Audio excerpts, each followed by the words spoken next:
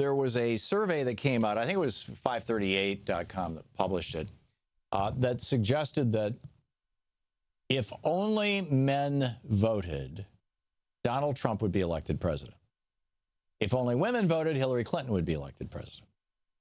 So it appears that at some level, people are voting their gender, which is, big whoop, big surprise.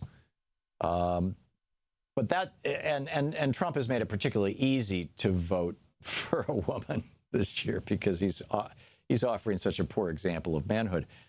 But what this has engendered, when this survey came out yesterday, when this poll came out yesterday, the trending hashtag on Twitter was repeal the 19th. Hashtag repeal the 19th.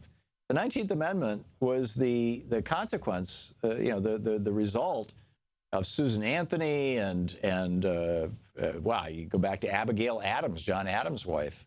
I mean, one of the early leaders of what ultimately became the suffrage movement. Suffrage meaning the right to vote, and specifically women having the right to vote, which in 1920, with the 19th Amendment to the Constitution, became law, and women got the right to vote. And so now you've got all these Trump supporters tweeting the hashtag repeal the 19th. And it's amazing. I mean, many of them are just coming right out and say, talk about misogyny. They're coming right out and saying, women shouldn't be allowed to vote. Women are too emotional, or all the old tropes, right? All the stereotypes that by and large are simply the stories that a male-dominated culture, a white supremacist, male supremacist culture tells itself to justify its own existence. And then you get, Stockholm syndrome with some women, kind of the Phyllis Schlafly syndrome. Yes, women should be in the kitchen and they should be barefoot and pregnant. Although I'm a lawyer. I shouldn't pick on Phyllis. She has passed away, but she was a regular on this program. I know her, and I knew her.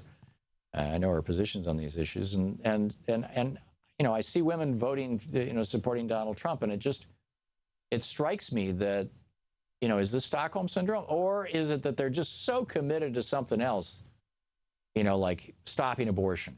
Well, if you want to stop abortion, empower women and make, birth control more freely available and eliminate poverty. That will stop abortion, or it'll radically reduce it.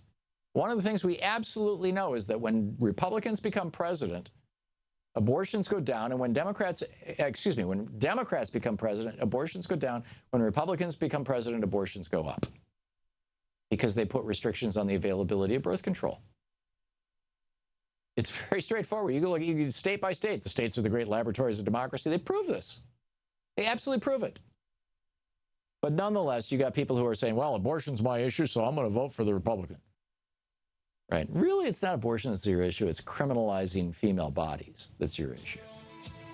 And the misogyny of all this, the hatred of women, misogyny, fancy word for hatred of women.